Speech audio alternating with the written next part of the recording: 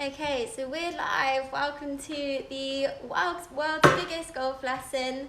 This is an unbelievable community where we are raising money to help the NHS. So our goal is £10,000.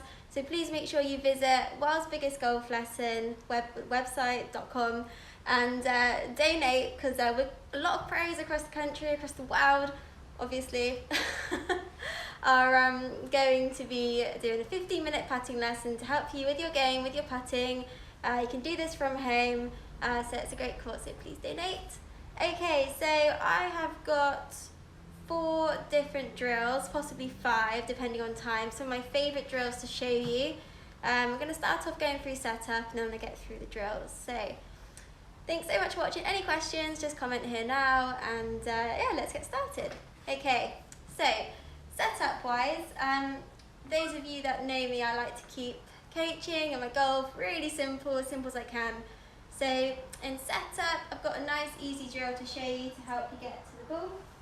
So what you're going to do is you're going to place the golf club kind of out in front of you by the belly button and just grip down the club here. Now from here, you're going to bend down with the putter until it reaches parallel with the ground. Drop it, and that's your stance, and that's your posture and the distance away from the ball that you should stand.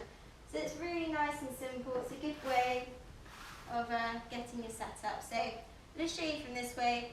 Club in the middle of your belly button, drop the putter all the way down to the ground, let go, and that's your setup. Feet wise, I kind of like shoulder width, but it's completely up to you. Putting is so personal, so it is really up to you how you stand to the golf ball, but I think it is important for us to make sure our eyes are over the golf ball, which this drill gets you in that position. So that's the first thing I want to show you. The next thing is I want to talk a little bit about grip. So grip is so personal. It's really how you feel comfortable holding the putter. But if I had to give one tip about grip, I would say if you're a right-handed golfer, make sure your left hand isn't too strong on the grip. So by that I mean, when your left hand's on, I like to see it that I don't see any knuckles at all. Sometimes you can have a very strong grip, and if you have a really strong grip with the putter, it makes it really hard to release, so you could end up blocking a few putts out to the right. So make sure that you have a nice neutral grip. I like it that it runs in between the palm there. So, and then grip it. So when I actually look down, I can see 1 knuckle, maybe half a knuckle of that. So that's the grip, that's the setup, that's the quick sort of overview on that. Those of you that are joining us, wow, welcome. This is the world's biggest golf lesson, so thanks so much for tuning in, and make sure you visit worldsbiggestgolflessons.com website and donate for the NHS. Okay, so the first drill I'm going to show you is my own version of gates. And so gates is when you normally put 2 T-pegs in the ground and you putt through it. But since I'm at home and I can't put T-pegs in the ground, we are going to use,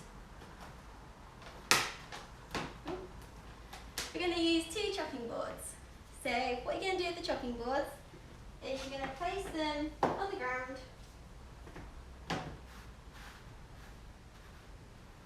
and just make sure that your putter is quite a snug fit, but it can putt through it. And this is a great drill if you're trying to improve your stroke, improve the connection. It gets your putter, making sure it goes back and through on a nice straight line. So let's do a few putts. Let's see if I can hold some. So normally you put 2 T-pegs in the ground and putt through this, but at home today we've got 2 chopping boards and we're going to go through that. So, okay, let's show you the new setup, right? So club in the middle, go down, drop the putter. This means my eyes are now over the golf ball, and I'm going to miss those chopping boards. Woohoo, 1. Okay, so it's a nice smooth stroke through the chopping boards. Just really focusing on that. If you find that you start hitting or either way, it just indicates that you're either coming from the inside or you're coming from the outside. Okay, so this really does get you going straight back, straight through, and like I said, I like to keep golf really simple. So all you want to do with putting is straight back, straight through, get it in the hole. Okay, so if you are hitting either side, just keep doing it until you don't. Make sure you're in a good setup, check your grip, and yeah, go from there. So, oh, 3 out of 3. It's like I've been practicing. Okay, any questions on that one at all? Just let me know. Okay, second drill. We're going to be using a coin. Okay, so just going to move the chopping boards out the way for a second.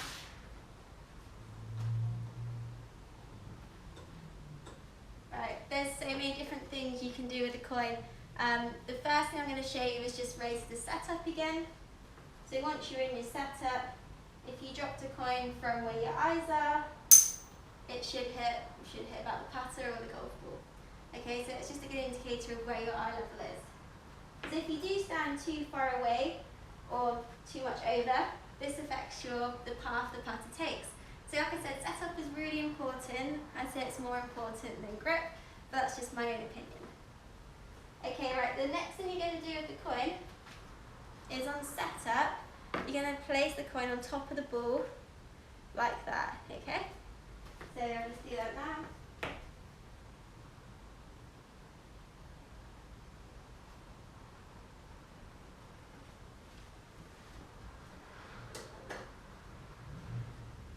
Okay, so the coin's on top of the golf ball. Now for this drill, really simple. I think it's very easy for golfers to look after the ball when they've hit it, like that, and then suddenly that can impact our strike and where the ball goes again. So with this drill, we're just going to keep our eyesight on the coin all the time, and you should be able to watch the coin drop. Okay, so we're going to watch the coin drop all the way to the ground. We're going to ignore the ball, like that. And that gives a really nice, positive stroke. Okay, so let's do that one more time.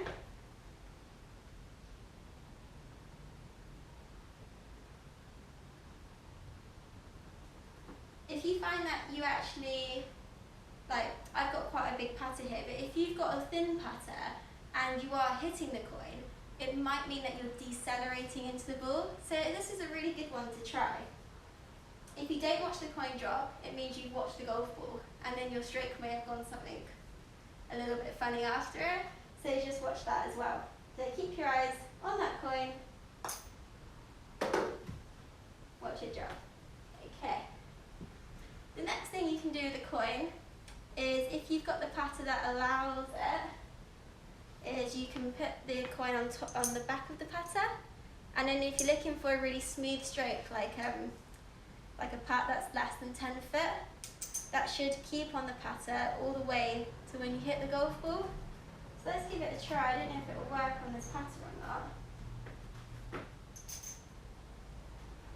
But that should just stay there all the way, yeah, to hit the golf ball. If you find that it flings off back there somewhere, then you've done like a bit of a yippee action, possibly. So just try and keep the coin on the putter. If you've got a putter that sort of has a little ridge, it's perfect for that, because it tells you whether it's dropped off. But yeah, if the coin flings off back here, it means that you sort of jabbed at it. So that drill, keep the coin really smooth. Okay, moving on swiftly, going through all my top drills here. Okay, the third drill. Really nice, simple one again. You're going to take, for right-handed golfers, you're going to take your left hand off the putter and you're going to hold it out here in front of you, and this sort of acts like a barrier. And then when you swing through, that putter should just keep under that barrier, like so.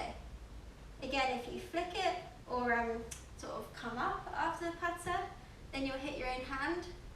So it's quite a good indicator of just keeping that putter nice and low through the golf ball.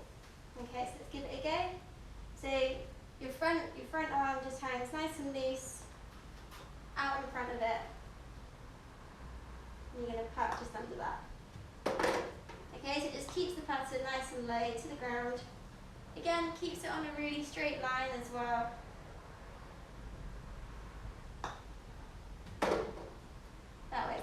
more positive strokes going on here.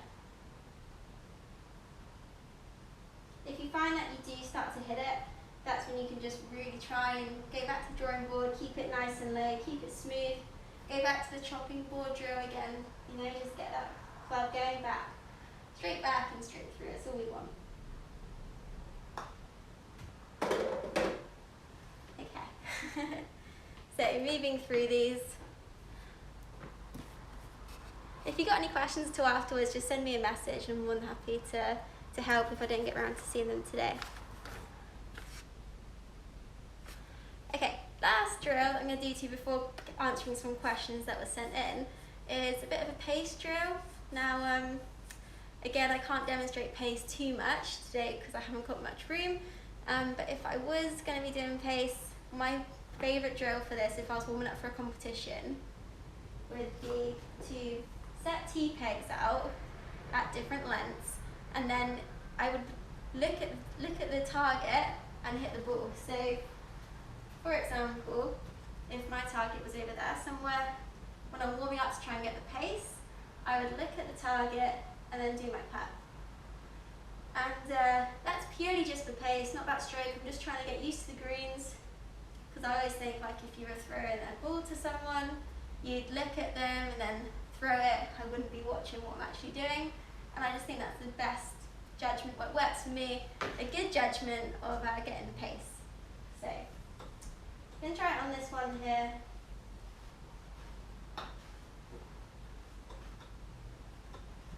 Just going to look at the hole and then just try and judge the pace. Again, I know it's hard for me to do it in here today because I know what the pace is, the hole's just there, but this does work really well. If you've got like long putts, you could do like, you know, 10, 20, 30, 40 foot, T-pegs in, looking at the target, and then just getting the pace. Again, so looking at the hole, and through there. Okay, so I'm going to have to do those 4 drills. So 3 are really purely for strike and stroke, and then that last one there was for pace. So I've had a couple of questions sent in.